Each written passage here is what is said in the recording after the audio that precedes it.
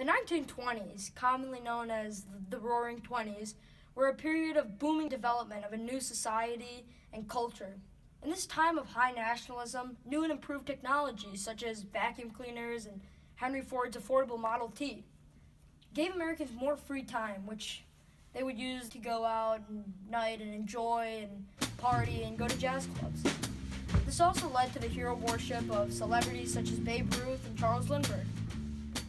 Increased free time and affordable products meant that America was becoming a consumeristic society. Radio has also linked the people of America to give everybody a shared experience, just like newspapers did in the pre-revolution time of the mid-1700s. Sadly, this time period was followed up by the Great Depression.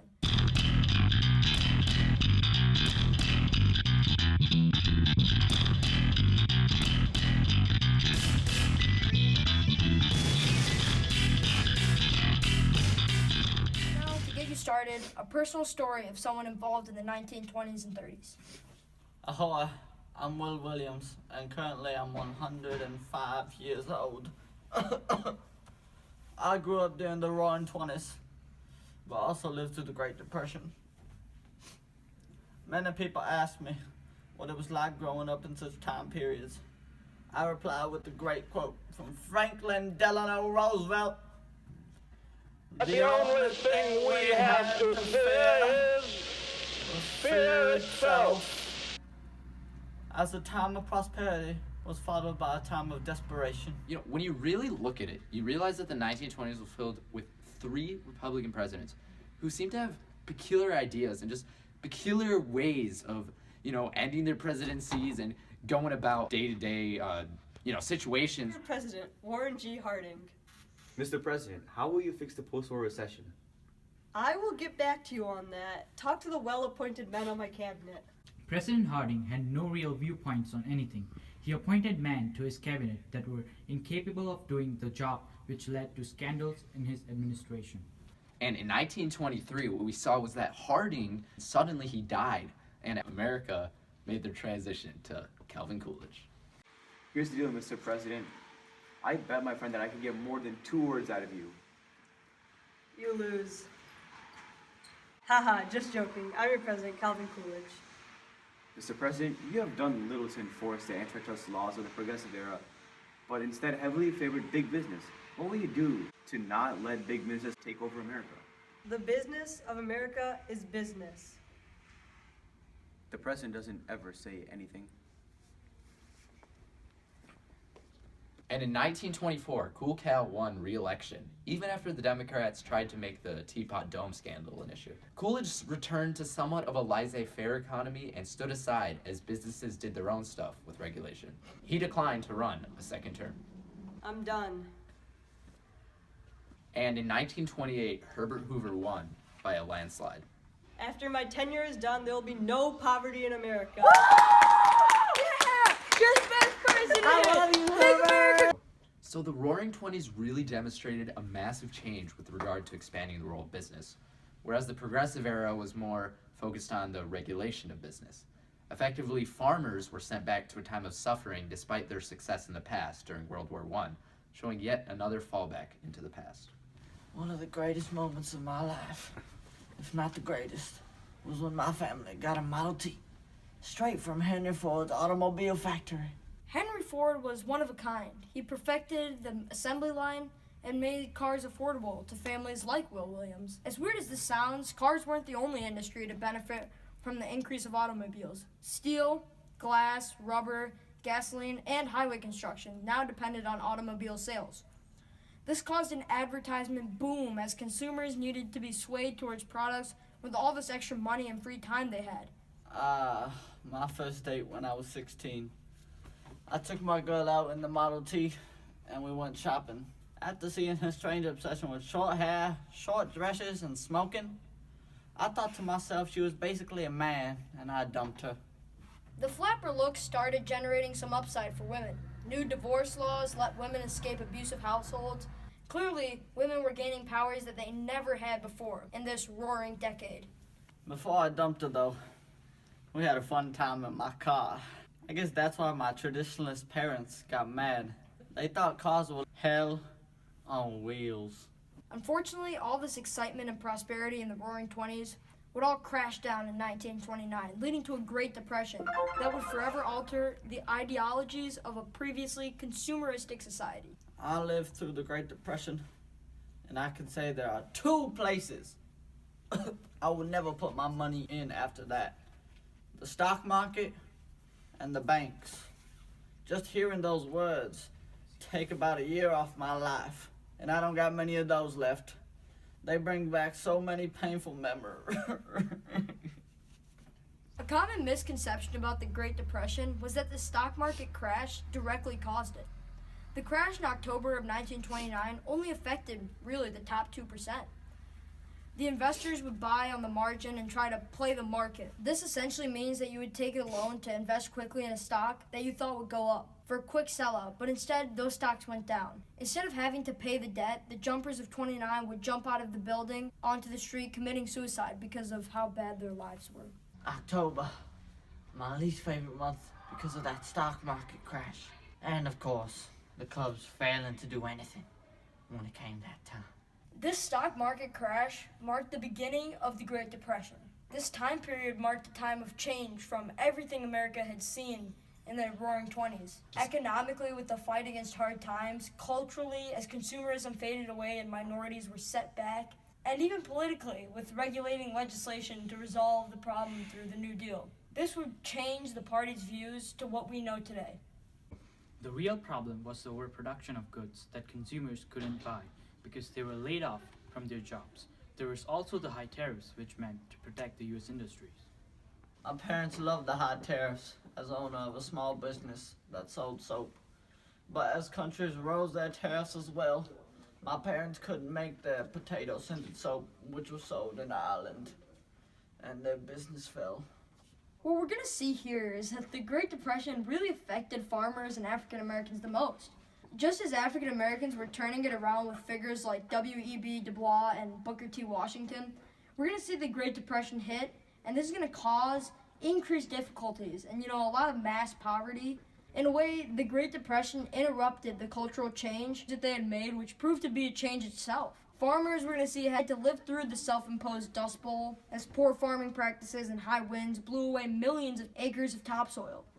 The only good thing to really come out of it is California. It became larger as farmers, they went there to work. What we're going to see here is many Americans are now moving to shanty towns called Hoovervilles. Mr. President, you have previously mentioned that you want businesses to not cut wages, unions to not strike, and private charities to increase their efforts. How will you make sure that they do that?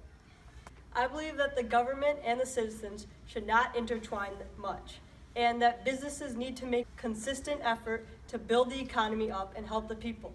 It's what I like to call trickle-down economics. Oh, time to play some Hoover ball. The laissez-faire ideas of Herbert Hoover would not work out after the crash, showing a failure to continue the Coolidge prosperity. Unemployment skyrocketed as 13 million people did not have a job, which was 25% of the workforce. Boys, I made my decision. You with the gray sweatshirt, come with me. You with the teddy bear and the funny looking face, come with me. And you with the white, lighter skin, come with me. I'm sorry, you're out of luck for a job. The election of 1932 came around in the midst of Great Depression. The Democrats nominated FDR. He pledged a new deal, and Americans realized it was time for change, voting for FDR in all but 6 states. And now this change became truly evident as African Americans were now voting Democratic, and this election really ended the Republican dynasty that was going on in the presidencies. I, as an African American exercising my rights, choose to vote for the Democratic candidate over the long voted for Republican candidate because my president, Roosevelt, will help me more than that golden Herbert Hoover letting me suffer. The most active First Lady in the history of the United States, Eleanor Roosevelt, was my family's favorite. Apparently, there was another president that was Roosevelt. His name was Teddy or something. But Eleanor was the most important, because she didn't brag about no big sticks. We read the newspaper column she wrote. We listened to the speeches she gave on the radio. She was great. Coming back to the main man during this time, Franklin Delano Roosevelt took over and helped get out of the Depression. He introduced a concept called the New Deal. His campaign promise included this, and to help the forgotten man, which hit many suffering Americans in the right spot. Not only was this a change in the sense that it was the first Democratic since Woodrow Wilson, but it led to the fifth party system, which would forever change our country. Even though FDR had no idea of what exactly he was going to do, he knew he was going to give the Americans hope through some major change from the hands-off government of the past to the hands-on government of the now. The main part of the campaign promise was the New Deal, which had three parts: relief for the needy, financial reform, and economic recovery. There wasn't just one New Deal, actually. There was two, which, to be honest, is kind of confusing because, shouldn't it just be the old deal by now? Anyways, the first New Deal was incredibly important because during the intense first 100 days of FDR's presidency, he significantly expanded the government's role in the economy, especially to help with the bank economy. In addition to the political moves that FDR had, he had these fireside chats, which culturally connected the American people with the federal government, which was something they had never seen before, showing a vast change from the separate, you got the government here, you got the people here, now it's, now they're intermixing. Hi there, Franklin here. I want to talk for a few minutes with the people of the United States about banking. Is that my president talking? We need to close the banks for a few days to assess the situation. What a great idea, Mr. President. He's such a thoughtful guy. This is gonna work out. I can't wait. It is your problem, my friends, your problem. No less than it is mine. Together, we cannot fail. Wow, that was the best speech I've ever heard. I'm with this guy for sure. Me too. He knows what he's doing. The first New Deal, which included the first 100 days, focused mostly on relief for those affected negatively from the Depression.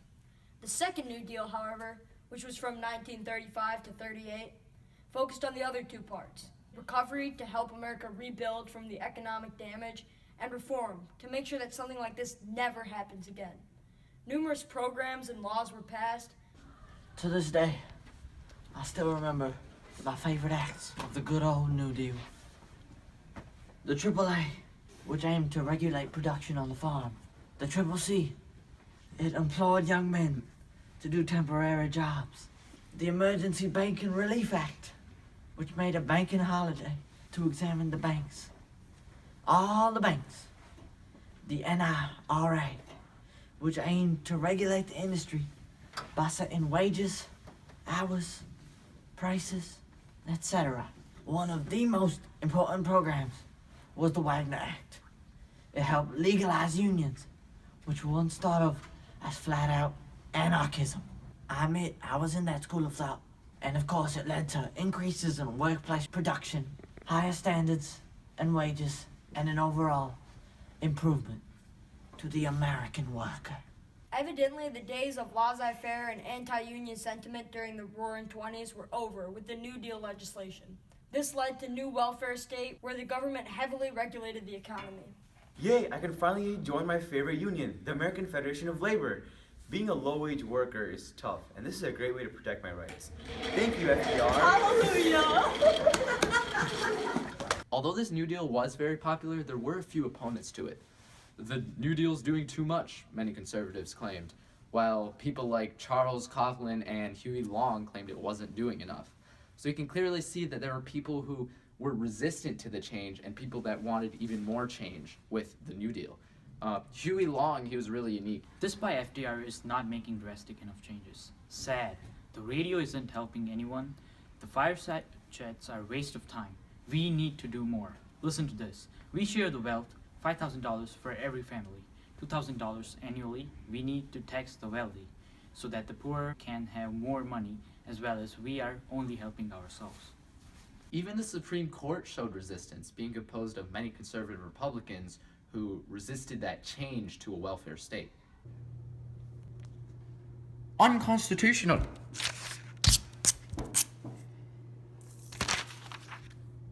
Unconstitutional. These guys didn't even realize, though, what a positive impact the New Deal had on our society. Like my boys got jobs from the CCC, and they suffer and ended. They suffer and ended. Although it is difficult to conclude that the economy was entirely restored, it is sure that things got better in America through the vast economic and political change towards a regulatory government.